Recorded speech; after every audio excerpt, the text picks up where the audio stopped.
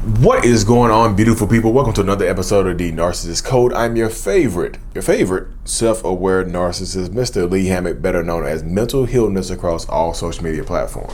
This is your first time seeing my face or hearing my lovely voice. I'm a clinically diagnosed narcissist, and I use my platform on social media to raise awareness for NPD, get more people into therapy like myself, 6 years strong, and also validate the victims, survivors, and thrivers of said disorder, said toxic people, said toxic traits. Today's episode is going to be about what happens when a narcissist is stressed out, stressful situations. How do some narcissists handle stress? Before we hop into today's episode, y'all, I gotta shout out the self-love brand. This is the I Love Me brand. I'm grateful. Help represent your journey on your self-love and healing journey, y'all. The link is in the description of every video and podcast that I do. Had to get out the way, y'all. But seriously, how do narcissists react when they are stressed? And that was nervous laughter right there, y'all, because I think that everybody understands that if you've ever dealt with a narcissistic person, we do not handle stress well at all. Oh my goodness. When a narcissist is stressed, everybody around that narcissist is also going to be stressed. It's just like a stress. Imagine a narcissist with their arms spread wide like this. Just stand. If you're listening to this on the podcast, y'all just stand straight up, spread your arms, like raise your arms to shoulder level, and start spinning like a childish, toxic ass little hurricane. Just start spinning like a toxic tornado. Everybody in that little spinning narcissistic nuclear radius gets hit. You're going to feel it, y'all. If I am stressed, everybody else is going to be stressed. It's just how it is. Narcissistic people, most of us, don't know how to process stress and deal with stress well. That's one of these emotional states that we do not handle well. One among many that we do not handle well.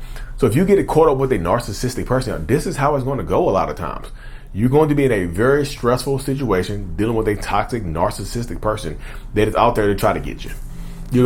If I'm stressed, you're stressed.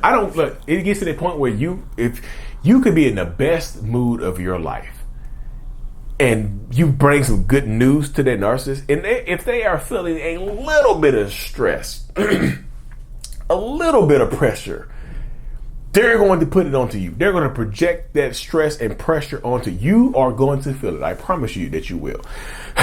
You absolutely going to feel it in this situation. Why do you get to be happy and damn near stress free when I got to sit around here and be just stressed the hell out? Why do you get to feel this way? That's how a lot of narcissistic people's minds work. Like, it's not fair that you don't have to feel this stress and I do. So I'm going to take it out on you. They don't handle stress well. If they, you can tell too, y'all. If you've been with a narcissist or a toxic person for an extended period of time, for any period of time, it's like you get good at reading. To survive with a narcissist, you have to get good at reading their energy sometimes, reading their mood, right?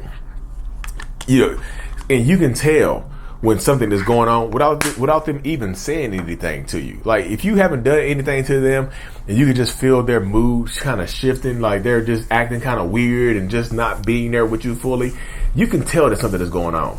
And you don't want to ask, but you can sense it. So sometimes you want to stay out of that way. Sometimes this is how you survive in a relationship with a narcissist. You have to learn how to read their energy. I'm going to do a whole video on that. But if they're stressed, you can tell it. It's just like, we can't hold it. That's one thing that we cannot hide. You know what I mean? We cannot hide we can't hide how we feel. It is horrible. Like, narcissists cannot hide how they really feel. You can tell it. You can feel their energy. What brings a narcissist stress? Anything, y'all. Anything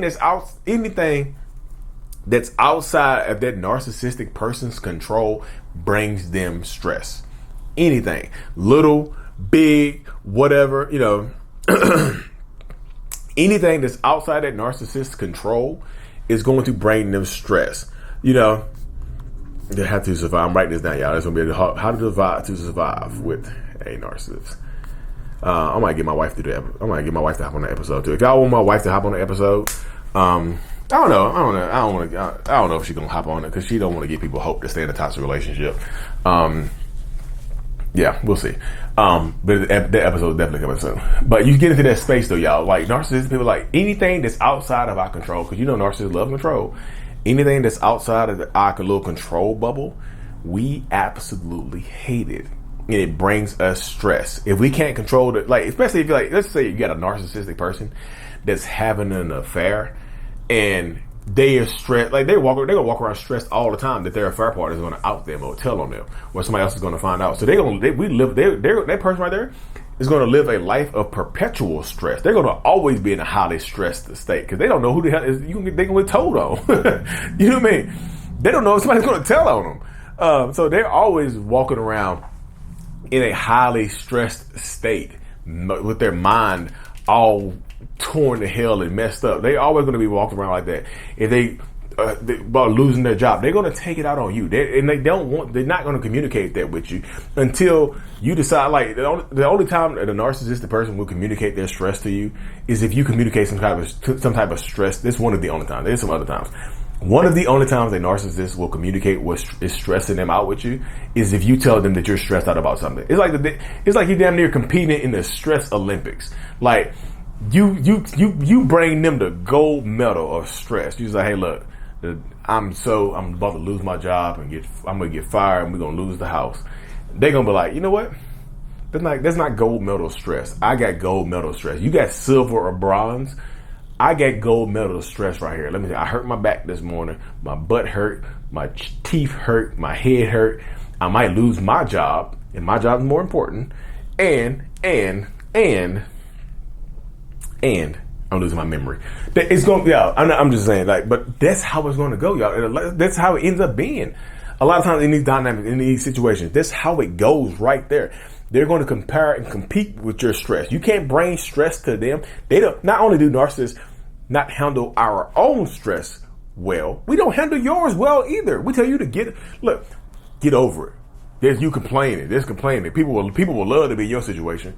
But if we go through the same thing and you say the same thing to us, put your boxing gloves on. We get ready to have an emotional fight, or sometimes a physical fight. You might have to physically fight them. If you try to minimize what they're going through with their stress, even though they minimize yours, they literally just minimize yours. And they feel like you're trying to minimize their, oh man, get ready to box. Emotionally or physically box. Because they're going to be angry as hell at you. And that's the space that you're going to be in dealing with a toxic, narcissistic ass person. That's literally the space you're going to end up in right there, y'all. They're going to make you emotionally or physically box them because you compare and contrast stress. You know what I mean? They're going to, the double standards exist. If you dealt with a narcissist or you're dealing with one right now, the double standards absolutely exist in these relationships. They just do. That's one of those things that death, taxes, and double standards with a narcissist. You see what I'm saying? Because they like that. They're y'all. You don't get to do what they get to do. That's just part of it. I know some of y'all are fighters. You fight back. Be careful. Be safe. But overall, you don't get to do what I get to do, and I always have a reason for why I get to do what I get to do. You know what I mean? I always got a reason why I do what I do, but you can't do it. You know what I mean? You can't do it. That's a very unique space to be in right there. Like, you cannot do it. Dealing with a narcissistic person, y'all, dealing with a toxic ass person, you don't get to do what they get to do. It's not, Lee, it's not fair. Y'all, fairness, y'all tell you, yeah, it's not, we'll leave it at that. It's not fair. You know, it's not fair dealing with a toxic, narcissistic, abusive person that you have to live with or have kids with that tricked you. It's not fair. And they, like I said, y'all, if you're pregnant, or they're pregnant by you, or whatever it is, or whoever's having a baby, they're stressed out. Anything that's out of their control is going to stress them out. Pregnancies, money, finances, which stress out non-narcissistic people as well. But you can handle stress better. You know how to handle stress. You can acknowledge the stress and seek out help. A narcissist that is stressed out would rather self-destruct. A lot of them would rather self-destruct their own lives and burn their lives to the ground, metaphorically speaking, and sometimes not metaphorically speaking, not hypothetically speaking, metaphorically. They would rather burn their lives to the ground than to ask for help. You know what I'm saying? I know other people, non-narcissists, have pride issues and things like that as well. But a narcissist would rather sink with the shit like, bruh, we got lifeboats over here. Just hop off the sinking ship, hop into the lifeboat. Let me help you. I don't need no help. Look, it's going to sink, but it's going to come back up. Watch. Boom. float. They going down to the depths with the Titanic. You see what I'm saying? They'd rather go down there to the depths and be down there with the Titanic than to be over there like to deal with anything else. But that's part of it, there, y'all. That's part of dealing with a toxic, narcissistic person. The dynamic. They don't handle stress well at all. And if you dealt with a narcissist, you understand this. When they're stressed, typically you want to get out of their way, y'all. You want to avoid them. I'm gonna do a longer video about surviving with a narcissist. But like, you have to avoid them. Read their energy. Stay out of their way. You can, if you want to, ask what's wrong, but don't expect a general answer, y'all.